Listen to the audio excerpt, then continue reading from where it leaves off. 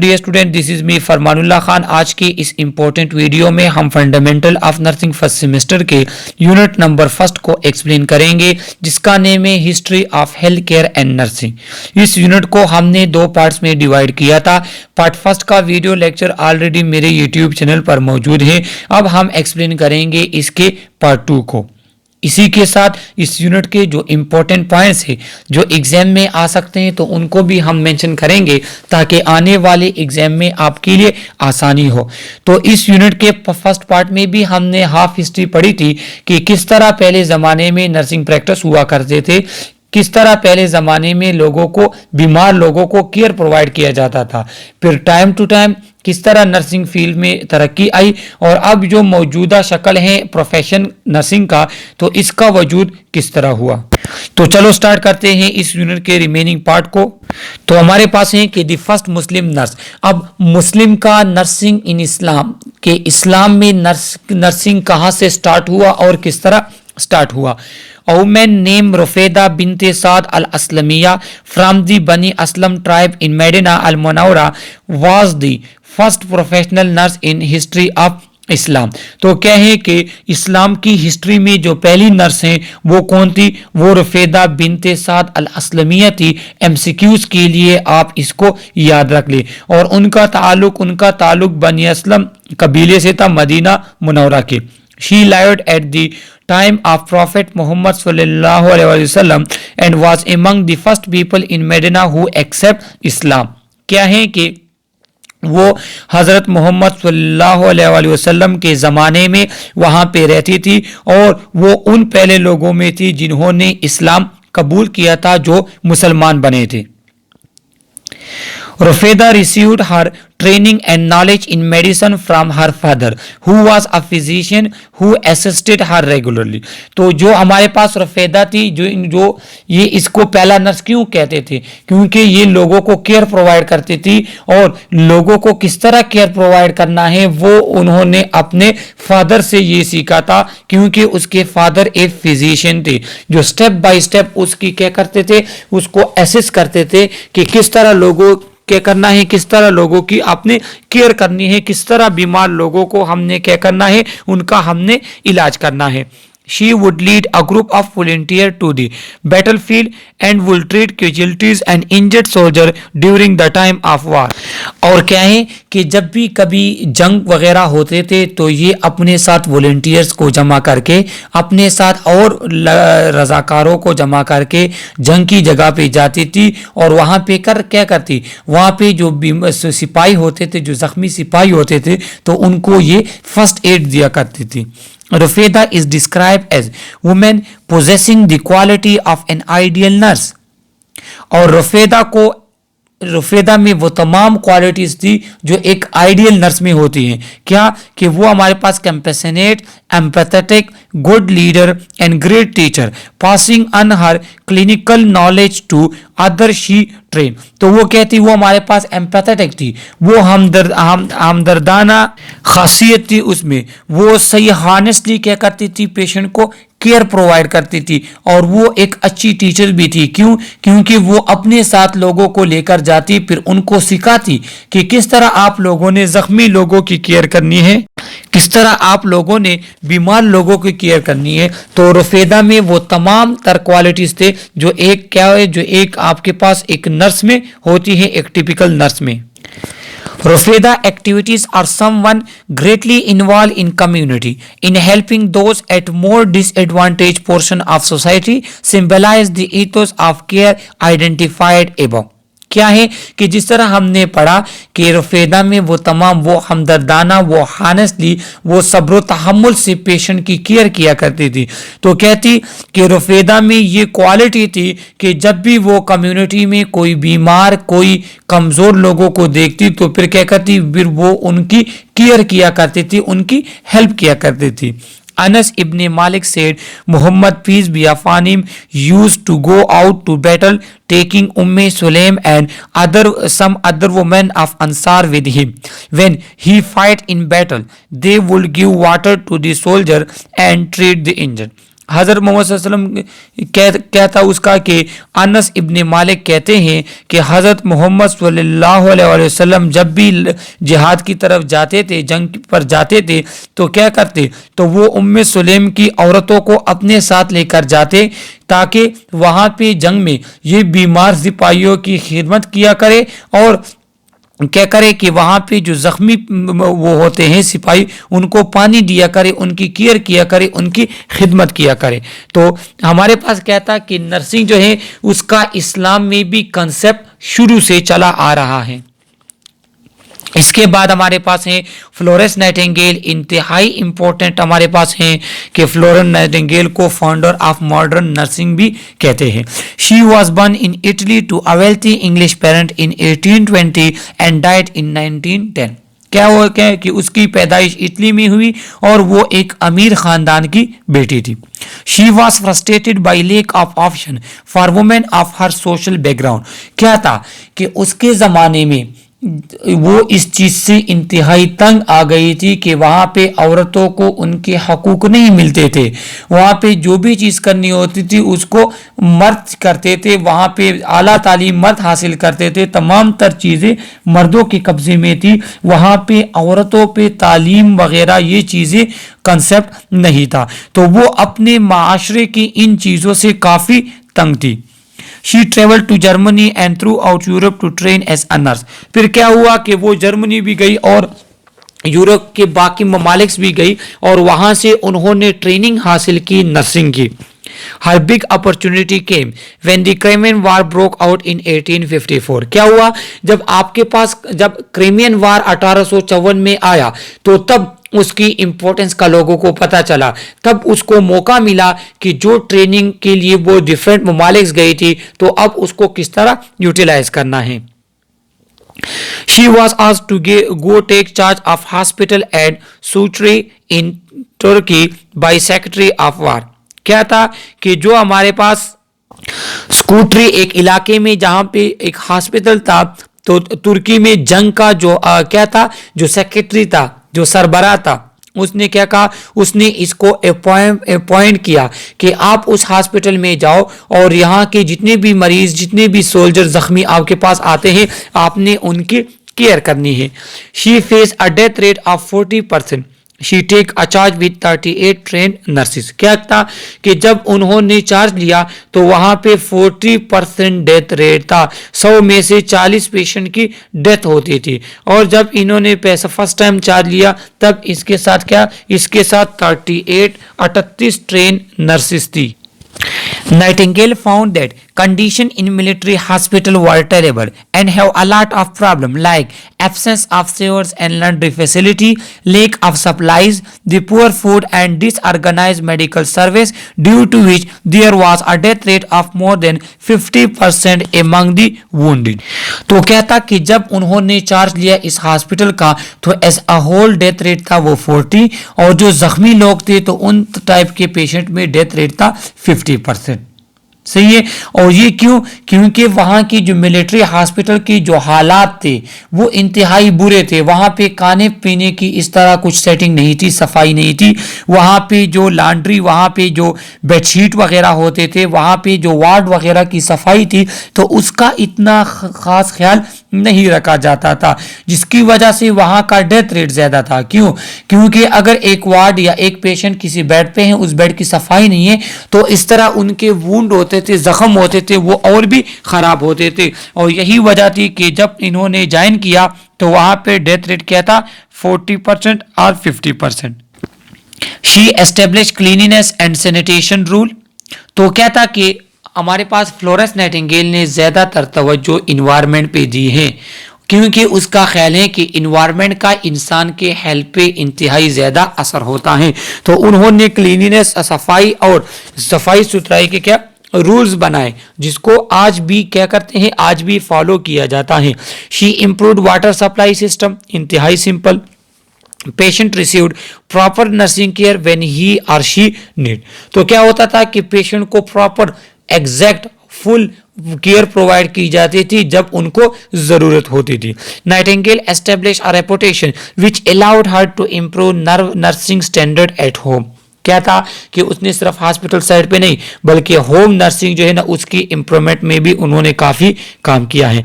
Patient received special diet and plenty of food, वहाँ पे patient को क्या होता है कि उनको स्पेशल डाइट के बारे में बताया जाता था, वहाँ पे उनको अच्छे खाने के बारे में बताया जाता था।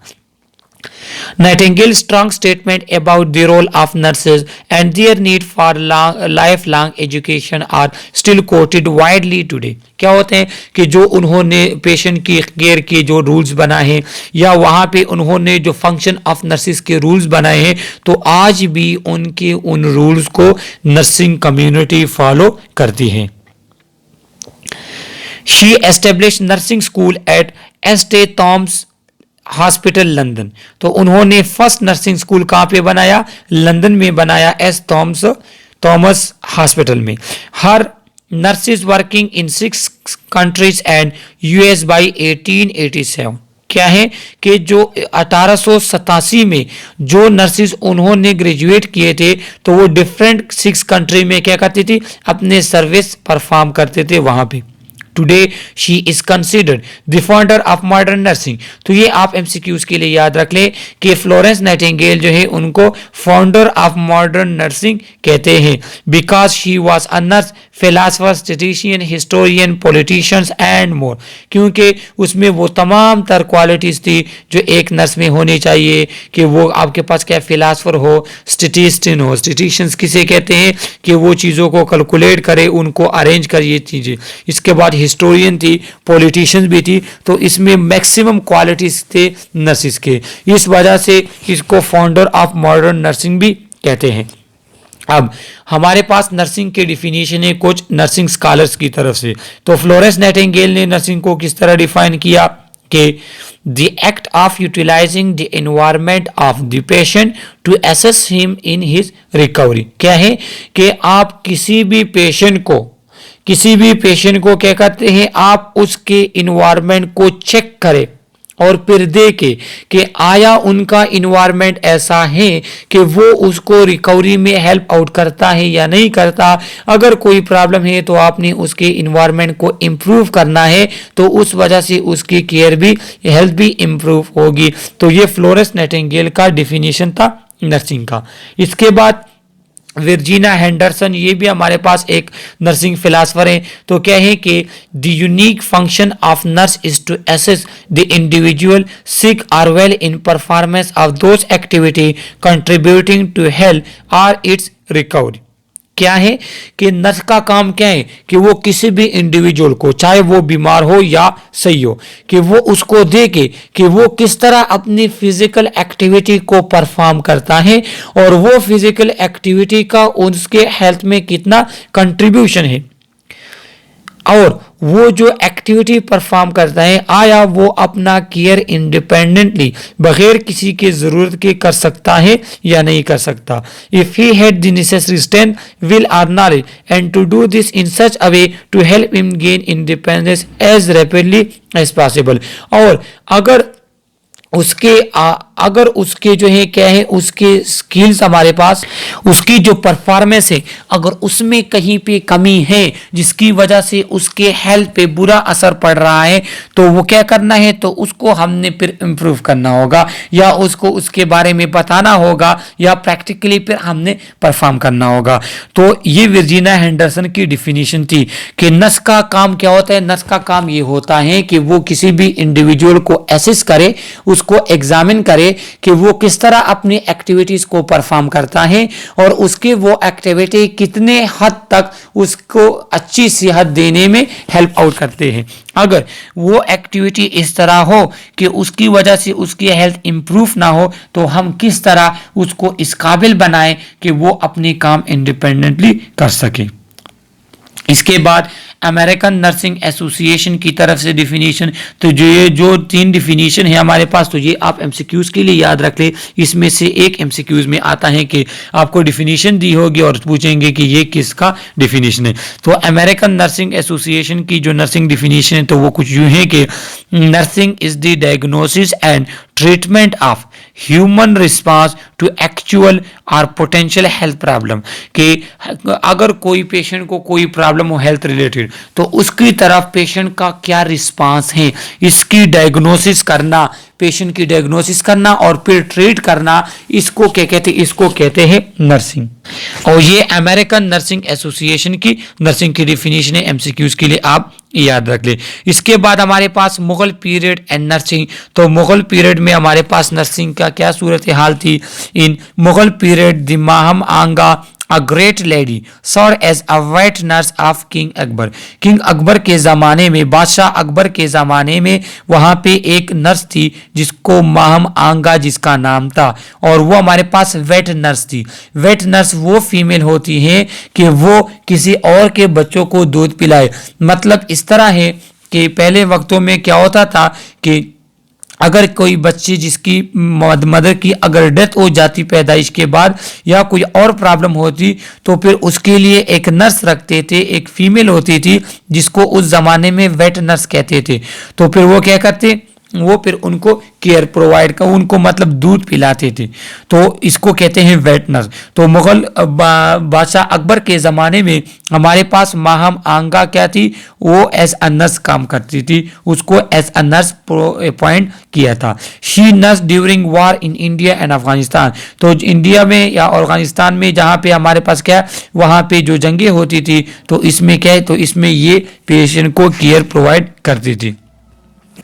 अब हमारे पास ऑब्जेक्टिव एक ये है कि type of nursing education program, के नर्सिंग एजुकेशन के प्रोग्राम कौन कौन से हमारे पास हैं। तो पहले नर्सिंग डिप्लोमा होता था 3 साल का, उसके बाद associate of nursing in science आ गया, इसके बाद बीएसएन अभी जो आप लोग पढ़ रहे हो तो ये बीएस नर्सिंग है 4 साल की डिग्री। वो स्टूडेंट जिन्होंने डिप्लोमा किया है तो फिर उनको क्या करना पड़ता है, उनको फिर ये पोस्टरन करना पड़ता है जो कि हमारे पास 2 ईयर की डिग्री है। मास्टर इन नर्सिंग भी आ गई है और नर्सिंग में पीएचडी भी है। दूसरा हमारे पास पब्लिक हेल्थ को भी नर्सिंग में से रिलेट करते हैं, लेकिन वो फुल बाई फुल नर्सिंग आपके पास नहीं है। और अभी तो हमारे पास सर्टिफिकेटेड नर्सिंग असिस्टेंट भी हमारे पास आए हैं, जो क्या होते हैं, जो नर्स असिस्टेंट होते हैं हमारे पास। तो ये क्या है, ये हमारे पास नर्स एजुकेशन प्रोग्राम्स है कि हमारे पास इसमें बीएससी नर्सिंग भी है, उसके बाद मास्टर नर्सिंग है, उसके बाद पीएचडी नर्सिंग है। अब history of nursing education in Pakistan. Initially, the healthcare service in Pakistan were ill-developed and rate of employment in healthcare job in Pakistan was very low. पहले क्या होता था कि हमारे पास जो पाकिस्तान में नर्सिंग फील्ड थी, वहाँ पे जो हेल्थ केयर सिस्टम था पाकिस्तान में, तो वो काफ़ी मफलूज था, मतलब उसमें इतनी तरक्की नहीं है। फिर उसके साथ स्लो बाई स्लो हमारे पास क्या हुआ, हेल्थ साइड पे तरक्की आई। Since 1951, Pakistani government have concentrated on development and improvement of healthcare service, and one of the major steps is increasing the rate of funding to Pakistan Nursing Council clinics. क्या था कि 1951 में पाकिस्तान के जो government था तो उसने हॉस्पिटल साइड पे तवज्जो दी, वहाँ पे उन्होंने क्या किया, हेल्थ केयर सर्विसेज के डेवलपमेंट और इसकी इम्प्रूवमेंट पे वहाँ पे उन्होंने तवज्जो दी, और उन्होंने जो फंड था वो पाकिस्तान नर्सिंग काउंसिल को जो फंड मिलता था उसको क्या किया, उसको इंक्रीज किया, ताकि आपके पास क्या हो, आपके पास नर्सिंग फील्ड में तरक्की आए। Pakistan nursing council was establish in 1948। ये आप लोग एमसीक्यूज के लिए याद रखें कि पीएनसी 1948 में बना था। The Pakistan Nursing Council is an autonomous regulatory body constituted under the Pakistan Nursing Council Act and empowered to register nurses, midwife, lady health visitor and nursing auxiliary to practice in Pakistan. तो Pakistan nursing council 1948 को बना। ये हमारे पास एक regulatory खुद Mukhtiar body है जो क्या करती है, जो डिफरेंट जगहों पे नर्सिंग कॉलेजेस, नर्सिस जो है उसको क्या करती है, उसको एसेस करती है और क्या करती है, इसके पास ये क्या वो करती है, ये लाइसेंस प्रोवाइड करती है नर्सिस को, लेडी हेल्थ विजिटर को। इसके बाद नर्सिंग एक्सिलरीज जो हमारे पास है, मिडवाइफ, इनको क्या करती है, इनको लाइसेंस प्रोवाइड करती है आफ्टर देयर रजिस्ट्रेशन। ये पाकिस्तान नर्सिंग काउंसिल क्या करते हैं, इन तमाम चीज को कंट्रोल करता है। जो आपके पास क्या है, जो आपके पास नर्सिंग क्वालिटी को इंप्रूव किया जाता है इस तरीकों से। इसके बाद पीएनसी का फंक्शन क्या है, मतलब पाकिस्तान नर्सिंग काउंसिल क्यों बना, इसकी क्या अहमियत है। तो Pakistan nursing council set the curriculum for the education of nurses midwifery LHVs and nursing auxiliary. तो हमारे पास जितने भी नर्सिंग रिलेटेड कोर्स होते हैं उन तमाम के लिए करिकुलम, उन तमाम के लिए स्केड्यूल बनाना, उन तमाम के लिए कोर्स सेटअप करना, ये काम किसका है, ये पीएनसी का है। PNC inspect educational institution for approval based on establish standard. तो क्या किया है कि पीएनसी ने अपने स्टैंडर्ड्स बनाए हैं और उन स्टैंडर्ड के मुताबिक वो एजुकेशनल इंस्टीट्यूट को रेगुलरली चेक करते हैं। अगर वहाँ पे कोई कम हो तो फिर उसको ख़त्म करते हैं, या अगर वहाँ पे क्या करते हैं, उनको इम्प्रूव करते हैं कि आया वो स्टैंडर्ड्स के मुताबिक है या नहीं है। इसके बाद PNC provide registration to practice, और हमारे पास वो लोग जो क्या करते हैं, जो नर्सिंग प्रैक्टिस करते हैं, जिसके पास डिग्री होती है, तो पीएनसी उनको लाइसेंस प्रोवाइड करता है। PNC maintain standard of education and practice, और इन तरीकों से पीएनसी क्या करता है, वो नर्सिंग एजुकेशन और प्रैक्टिस को की स्टैंडर्ड जो है हमारे पास, उसके स्टैंडर्ड को इंक्रीज करता है, इंप्रूव करता है, वो स्टैंडर्ड तरीके के साथ उनको रखता है। किस तरह, अगर कोई कॉलेज इस तरह ओपन हुआ हो कि वो केएमयू क्राइटेरिया के, वो पीएनसी क्राइटेरिया के मुताबिक ना हो, फिर पीएनसी वाले क्या करते हैं, फिर आके उसको बैन कर देते हैं। PNC work closely with 4 provisional nursing examination boards, वो नर्सिंग एग्जामिनेशन बोर्ड्स के साथ कांटेक्ट में रहते हैं, paper system, exam system, selection system, इन तमाम चीज़ों में। PNC play an advisory role for the overall benefit of nurses midwifery, क्या करता है कि ये नर्सिस को इंस्ट्रक्शंस प्रोवाइड करते हैं, उनको एडवाइजरी रोल उनको प्ले करते हैं कि किस तरह नर्सिंग फील्ड में आपके पास क्या इंप्रूवमेंट आए। PNC maintain an advisory role for the federal and provincial government regarding nursing education and nursing services, और nursing services या education के बारे में गवर्नमेंट सेटअप पे भी क्या करता है, नर्सिंग के लिए, नर्सिंग फील्ड के लिए हक मांगता है। PNC communicate policy decision regarding nursing education and the welfare of nursing taken in council meeting to government nursing institution, all national जो हमारे पास नर्सिंग एग्जामिनेशन बोर्ड्स हैं, and arm force nursing services for implementation. क्या करता है, ये different type of policy बनाते हैं, different type of decision लेते हैं एक मीटिंग की शक्ल में, और क्या करता है, ये डिफरेंट टाइप ऑफ इंस्टीट्यूशन को फिर इंस्ट्रक्शंस प्रोवाइड करते हैं।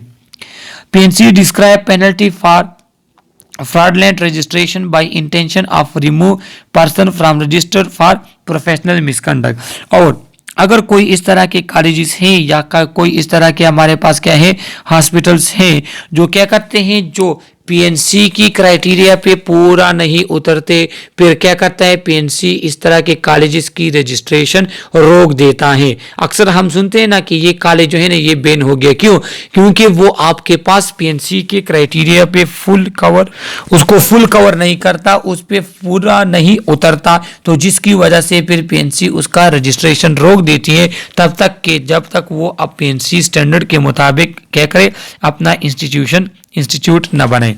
The Pakistan Nursing Council has also played a key role to provide world-class healthcare and nursing council services to patients and has been accredited by Higher Education Commission of Pakistan। क्या है कि PNC भी हमारे पास किस तरह हम लोगों को अच्छी से अच्छी केयर प्रोवाइड कर सकते हैं।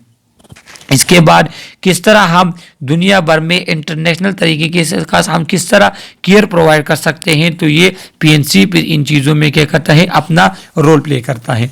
Pakistan had a nurse to population ratio of 1:32,000 in 1960, increased to 1:5,199 by 1997। तो 1960 में पेशेंट टू नर्स रेशो क्या था, एक नर्स जो होता है और 32,000 लोगों के उसमें सिर्फ एक नर्स हुआ करती थी। इसके बाद 1997 में फिर ये तादाद इंक्रीज हो गई थोड़ी।